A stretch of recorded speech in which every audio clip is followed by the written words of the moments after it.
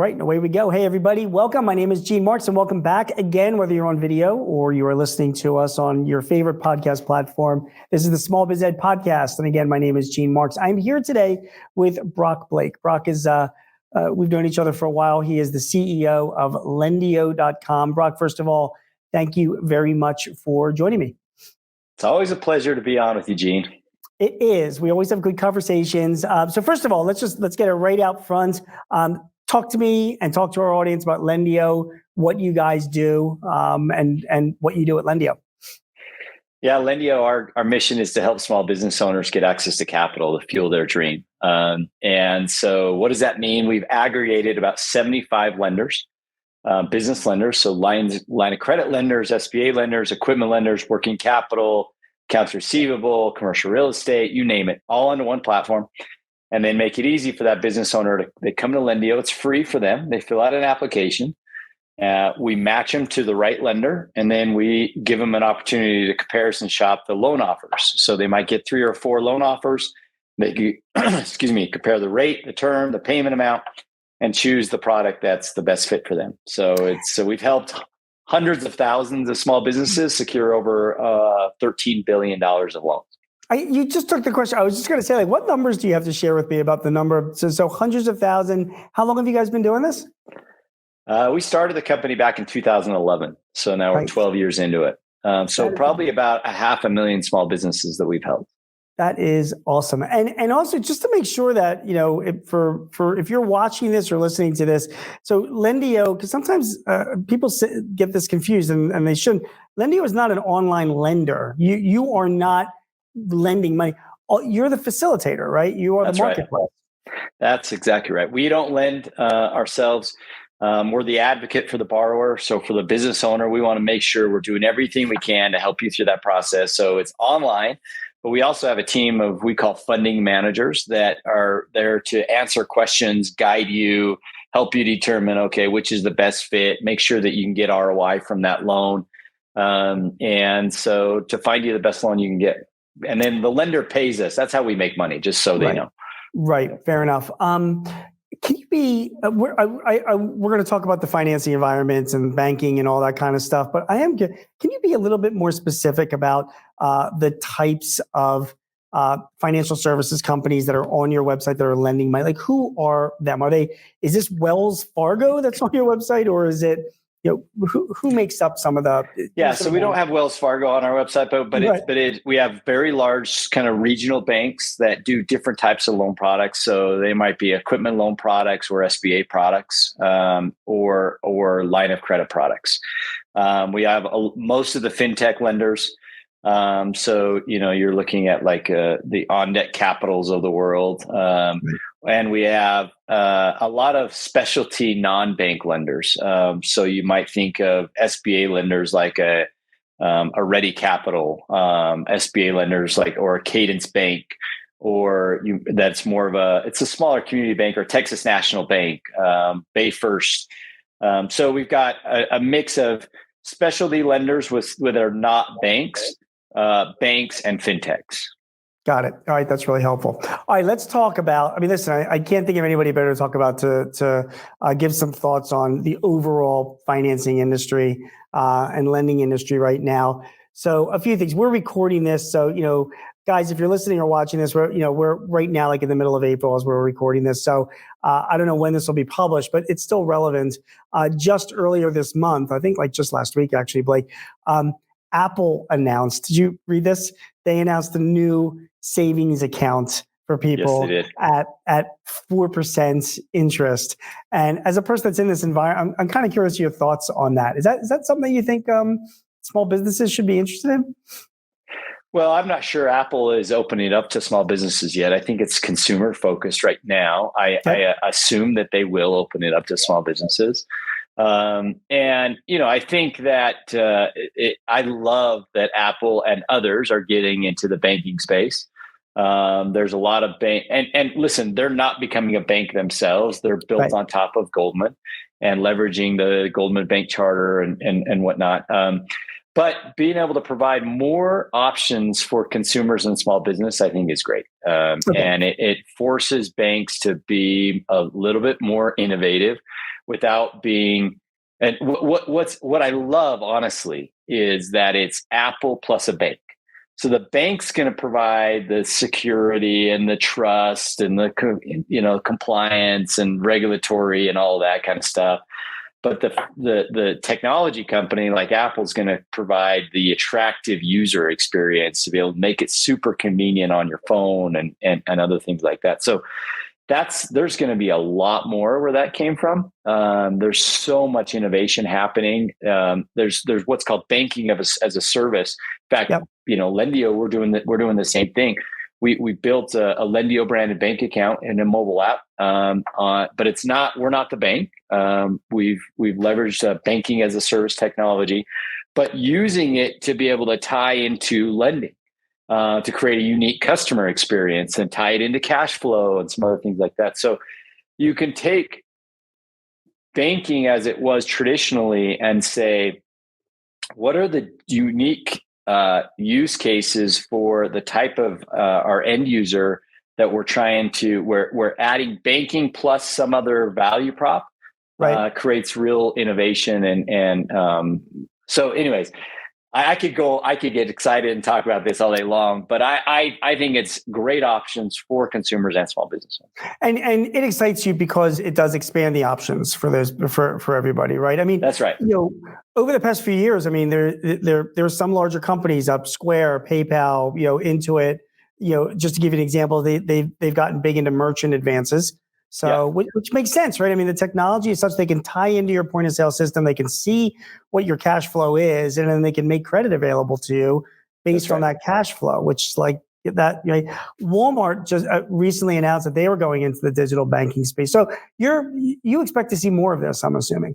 No question. Yeah. Financial services is going to be tied into every different aspect of our lives where they can leverage unique data that partner might have. So in Square's Capital, they have, merchant data. They can leverage that unique data and then create an optimized experience for the user. And there's going to be a million different use cases for it. And I love it. I think it's great. Yeah, I agree. I'm bullish about it as well. And I think, I think businesses will have the choice of, deciding what's right. I mean, listen, if you're a business and you do a lot of international transactions, or you need letters of credit, or large, significant working capital loans, all right, I get it. Maybe you have to go to a Wells Fargo or a bigger bank, or somebody that can provide that.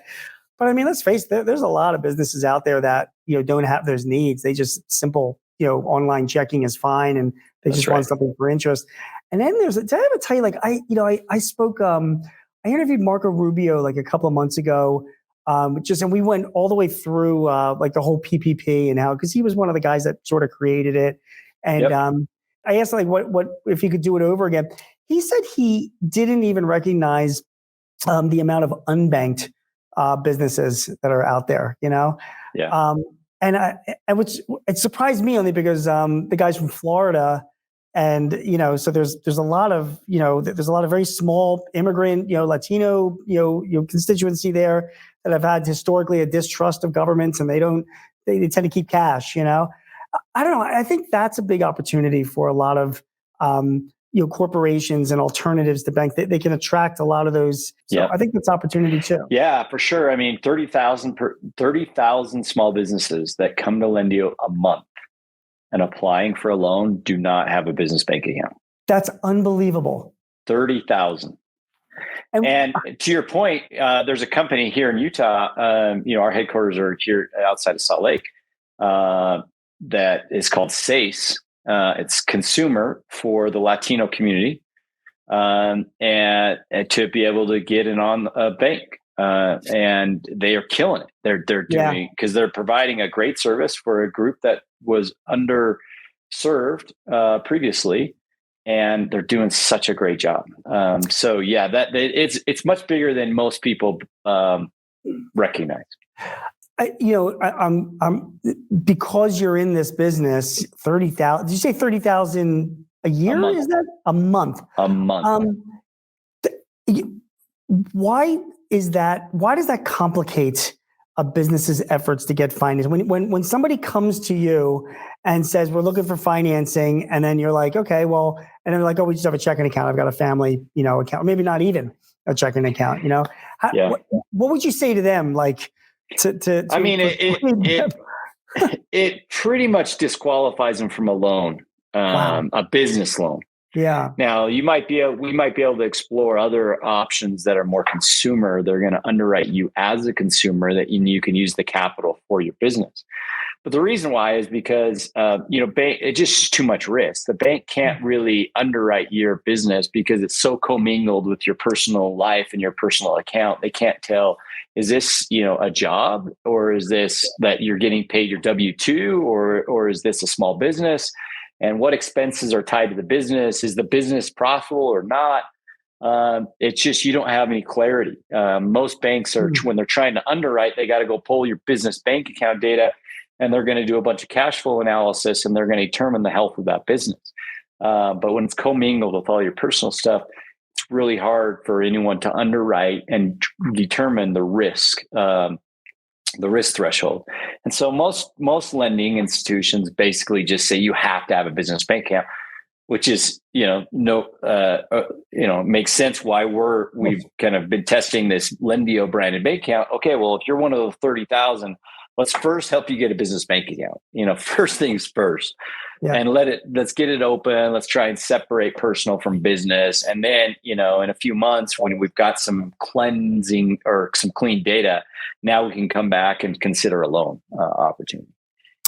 So if you're watching this or listening to this and you don't have a business banking account or a checking account, I hope this persuades you to do that. It's not only was it a big problem, you might not have been able to get PPP money because of it back in the day. And by the way, there'll be other government programs that are going to be using PPP as a model. So you're potentially hurting yourself. But then secondly, as like you're saying, Blake, is people, Brock, the amount of people that are financing without, they can't get that financing unless they have that business checking account. So. Well, to your point, other programs, let me just mention this one real quick. Yeah. And I know we had Skylar on our team come and chat with you about this, but tax credits. Yeah. So right now, one of it's a form of capital in our mind. There's the employee retention tax credit, or most say call it ERC or ERTC. And if you didn't file a business tax return during that time frame, even if other reasons say you might have qualified for that tax credit, you're not going to be able to get it. The point is, you have to be able to separate your personal and your business taxes, your personal and business financials, and your personal business bank account. And if you otherwise, I think we pretty much have to underwrite you as a consumer. But like this tax credit is a great option for small business owners that kept their employees during the pandemic.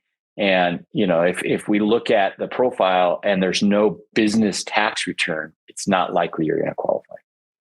And guys, before we leave this topic, because I do want to talk about the banking industry in general, the employee retention tax credit is a tax credit that if you were in operation during 2020 and 2021, most of the quarters, and you had employees and you paid your employees and you paid payroll taxes and you were affected by COVID, either partially or fully shut down, or you had a revenue shortfall as well, you may be able to get some of your payroll taxes back. I mean, there's like as much as like $7,000 per employee, for a quarter. It could be, significant for a lot of businesses. Yeah. This is a form of financing, right, Blake? And I keep calling you Blake, Brock, and I'm so sorry. It's okay. It's 2 first names, 2 last names. You call me Brock, Blake, or anything else. I've got this reverse thing going on. I'm like, I said Brock.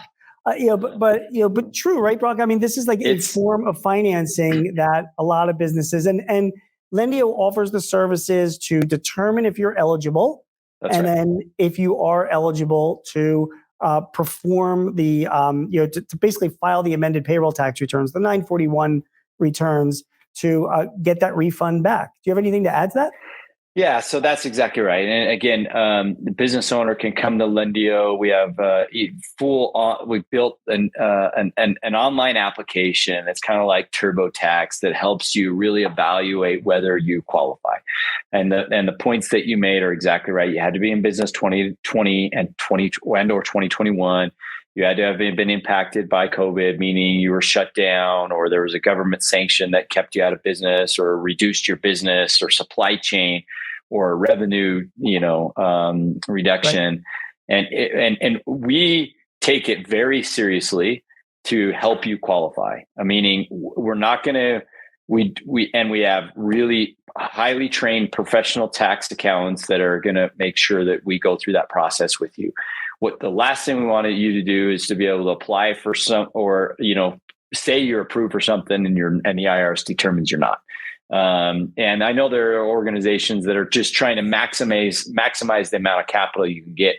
We're not. That's not us. We want to do it right, and so save you headaches down the road. But it is a form of capital. Like, it is a check that is coming back to you from the IRS. Now, it takes, on average about 6 months for you to be able to get access to that capital. But it is a form of capital because you're just getting a check back from the IRS up to $26,000 per employee that you retained during the time frame. So we've had applicants get as much as $1 million to $2 million in returns in a check. It is crazy. Yeah. The takeaway is, your accountant could probably help with this. Your payroll service company can help with this. Lendio can help with this. And, again, particularly if you're in the restaurant business, I know in Philly, man, we were under lockdown and shut down. It's just even like partially shut down, like you couldn't have any in-room dining, those kinds of things, may qualify you. So, okay. Enough said about the employee retention tax credit. Enough said about having a bank account, in order to get financing. We're like, you and I are like preaching to everybody. Let's talk about the overall, banking environment. Okay. So again, a few weeks ago, we're here like in the middle of April. A few weeks ago, big banking crisis, Silicon Valley Bank, goes down, they collapse. Some other banks, Signature, Republic, Finance, Credit Suisse. So I have a lot of clients coming to me and saying like, holy mackerel, is everything blowing up? Should I be, putting money under my, my mattress? Or at the very least, should I be moving to some, big, huge institution because we're having a banking crisis? So, Brock, are we having a banking crisis? Give us your thoughts on what's going on there and what you're telling your clients. Yeah, I think there's a perfect storm that has kind of mounted into what happened with SVB and with Signature. I would not call it a banking crisis. I would believe that it is isolated, but it's created a significant amount of fear, and especially in this day and age where kind of Twitter and other social media platforms can spread news so quickly. What happened was there was a run on the bank, and $40 billion left Silicon Valley Bank's balance sheet in a matter of hours. And that is very scary, and there is reason why it was important that the Fed stepped in. We were banking, and our banking was Signature. I had a heart attack because we had many millions of dollars in the bank with Signature on one Sunday afternoon when I saw the thing come across that they'd been shut down and didn't know if we were going to have access to the capital. So all I can speak on is more about kind of my viewpoint, and it's the viewpoint of Brock Blake. And then I can opine on the market as well. But, I don't think what we have done, we've stuck with Signature because we have a relationship there. We have a loan facility there. And we have access to all of our funds, and it's backed by kind of the FDIC. But we've done a few things to be able to take some precautions. Number one is we've gone out and we have opened another bank account. Right. We haven't really moved a lot of capital or any capital there, but it's what it kind of taught me was, like, the last time you want to go and try and open an account is when your bank gets shut down or when you need it. So having kind of that backup was good.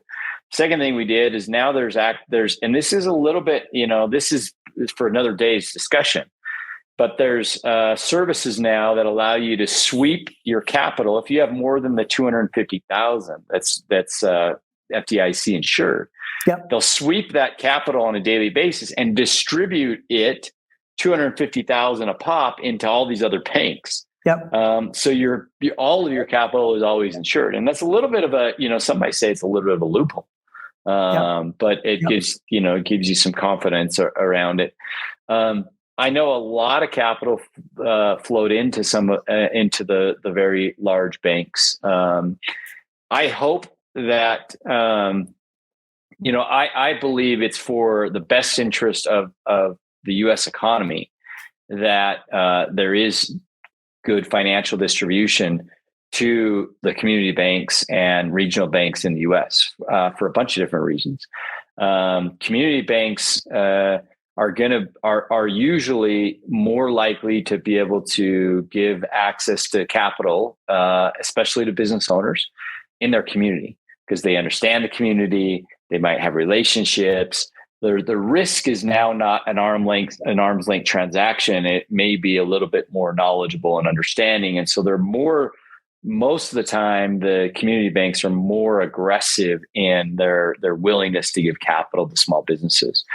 And I don't think that, having just kind of four banks and kind of everyone being dependent on all their capital in those four banks is in the best interest, because we can see it's happened in other markets, and there's some definite downsides to that. So we have kept with Signature Bank. I think Signature Bank will be sold to a different partner, and we're kind of waiting that through, because right now it doesn't represent risk. So I don't see it as a banking crisis, but it sure has created a lot of fear and a lot of take a step back to say, okay, we got to evaluate what happened here, and from what did happen and how do we prevent it in the future? Yeah. Did it cause you, to just roll your eyes, and make you lose a little bit of faith in the credit? I mean, I'm sure you saw The Big Short, the movie, which was fantastic, right? With Steve Carell, and it was great. And all these people making these bets, and they don't know what they're doing. Right. And then you get people at Silicon Valley Bank, very, very smart people, that really miscalculated the impact that these rising interest rates would have. I mean, you described it right. There was $40 billion that disappeared from the bank. It was a big run on the bank assets once people figured out that they weren't managing. They were all illiquid in treasuries. And, you think to yourself, everybody and their mother knew a year ago that interest rates are going up. And you hear these guys keep plowing money into, investments that, go down if you don't hold them to maturity in a raising interest rate world. Anyway, has it made you, take a step back and made you think harder about the people that you're doing business with, some of the people running some of these financial services companies? And do you think that business owners should be doing the same? Yeah, no question. I think it would have been very hard to evaluate Silicon Valley Bank or Signature Bank. I'm sorry, I've got my dog in the background. Hopefully, no worries about it. But I think it would have been extremely challenging for a normal consumer or normal business owner to evaluate Silicon Valley Bank and Signature Bank and uncover that they were at risk. Yeah, and all the credibility. Yeah, and all the credit, and that's not what we want, right? That's why you've got regulators. The fact that the regulators, it was so complex that the regulators didn't even uncover it. And, it's not like we want to put that onus or the responsibility on the consumer or the business owner. That it's just because it's not, we're not experts on that. Yeah. So I don't even know how you could have prevented it. I will say that from our perspective, I think that Signature Bank and Silicon Valley Bank, I don't think they knew where else to put that capital. They had a lot of deposits. Yeah. They knew they needed to get some sort of return on those deposits. And so they did what they've always done, which is put it in kind of mortgage-backed securities. And then as the rates just kept rising, they got upside down, and then they were just they didn't know what else to do.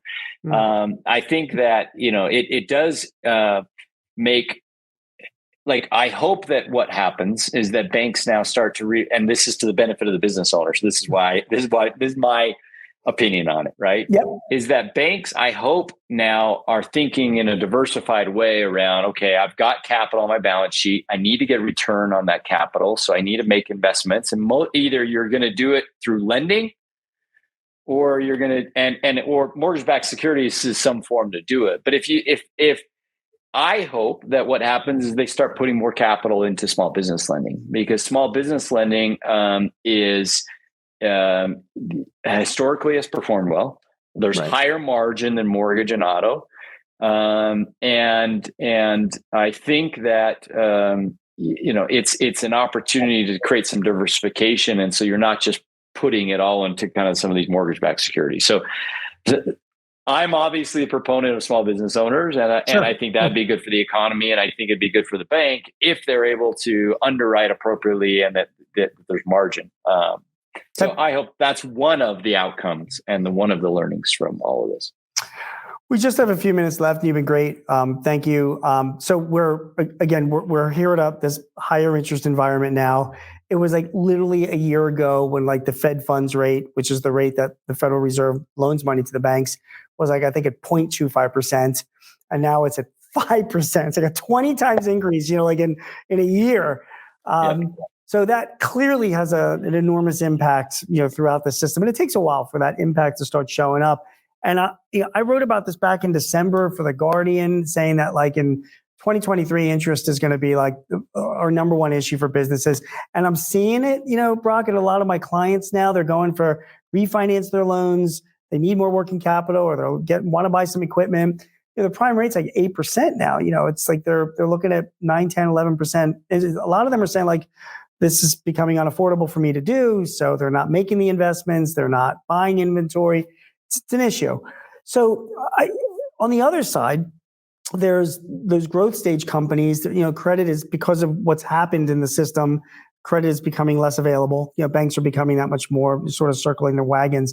So as somebody who runs a company, provides this marketplace of financing alternatives, what do you say like to somebody who was looking for financing in 2023, a small business? What would be their best options? And do you feel like it's starting to get too expensive for some of your customers to get financing? And that is a potential impact, not only on your business, but on the economy. Yeah. I mean, there's no question. And that's the reality of the market that we're in, and that's what the Fed's trying to do. They're trying to slow things down. Yeah, that's what they're trying to do. So, I mean, that's exactly what they're trying to do. And obviously it's working, and they're not going to lower the rates until inflation gets down to less than 3%. That's the target. It's got to be, it's probably, needs to be closer to 2.5. Yeah. And so my guess is we're going to see another increase in rates, and then I think they'll hold, but we'll see. It is, the thing about it is for years and years and years, we've kind of conditioned our mind that a certain rate is a good rate and a certain rate is a bad rate. Like, if it's 4 or 5%, that's a good rate. And if it's 8 or 9, that's a bad rate. Right. I know exactly where you're going with this. Keep going. Right. Yep. And we have talked about this before. Yep. But as a business owner, this is where you really need to be able to do the ROI calculator, pull it out and understand, okay, I know the cost of capital is going to be higher, and what is the opportunity? And will I be able, again, I've talked about this with you. I've said, if the business owner is going to increase their revenue, getting a mortgage does not mean you're going to increase your income, right? In any way. Right. But most of the time with businesses, when you're going out to get capital, it's because you're doing it for a specific reason. You're going to open a new location. You're going to buy some equipment that's going to allow you to, generate more revenue. You're going to hire employees that's going to increase your revenue. You're going to increase your marketing. It's going to drive more revenue. So you need to be able to leverage do the ROI calculation. If I get this capital, even if it's at a higher rate than it used to be, can I get ROI? And if the answer is yes, then the reality is that's the market. And so you need to be, then it may be a really, really good decision. I've said before, you could get a 25% rate. And if it creates an ROI, a really good ROI, and you could pay that loan off in 6 months or whatever, and your revenue increased by $5,000 a month, it may be the best decision you ever made. Right. You could get a 4% rate or a 3% rate, and you actually weren't able to generate increased revenue, and you was no ROI on it. And it could be the worst loan that you ever got in your life. Right. And so it's all about ROI. So that's the first thing. The second thing is this is a little bit selfish, and I'm giving that disclaimer up front, but a business owner, don't just take the first product that you get, right? Be able to say, I want to really test the market. I want to know, is this the best loan option I can get? And so I want to compare A versus B versus C. And okay, C is the best product. It's going to give me the best ROI. And I think that's one of the services we're trying to be able to help that business owner in a tough market like this. Sure. It is imperative that you get the best option. And so let's do some comparison shopping. Let's allow lenders to compete a little bit to be able to get your business. So, I mean, it's the reality of the market. We can't, there's not much we can do about it. The lenders, have a cost of capital that's increased. So they got to increase their rates to small business owners. And so we're going to have to just, buckle down and get through it. I think the other option, but I will say lenders are lending. The rates are higher, but lenders are lending. Last month, we had a record month of lending. Now that includes, other options like the ERC tax credit. Sure. When a business owner comes to us, one of the questions we're going to ask them is, okay, yeah, let's help you get an SBA loan, or let's help you get an equipment loan, or let's help you get a cash flow loan. But have you also considered, this tax credit? Have you done that yet? And let's see if you qualify, because it's not free money, because nothing's free, but it's basically a check that you get from your taxes. So long-winded answer, but it's the reality of the situation, and I'm not going to sugarcoat it. It's just that this is the market we're in, and we got to wait it out. But it doesn't mean we should pause and stop trying to move our businesses forward. Right. Great advice and well taken. Brock Blake is the CEO of Lendio at lendio.com. Brock, thank you so much for joining again. Your insights are great, and the reason why I love talking to you is because you're agnostic when it comes to financing. So rather than talking to somebody from a specific bank that's trying to jam their messaging down your throat, you're looking at the entire industry and considering all the different options. And I just think Lendio provides great services, but your insights are really, they're objective, and I appreciate it. So thanks so much for joining. Yeah, thanks for having me, Gene. It's always fun. It is always fun. Hey, everybody, you've been watching and listening to the Hartford Small Biz Ahead Podcast. My name is Gene Marks. If you need any advice or tips or help in running your business, please visit us at smallbizahead.com or sba.thehartford.com. Thanks again for watching or listening. We will see you again shortly. Take care.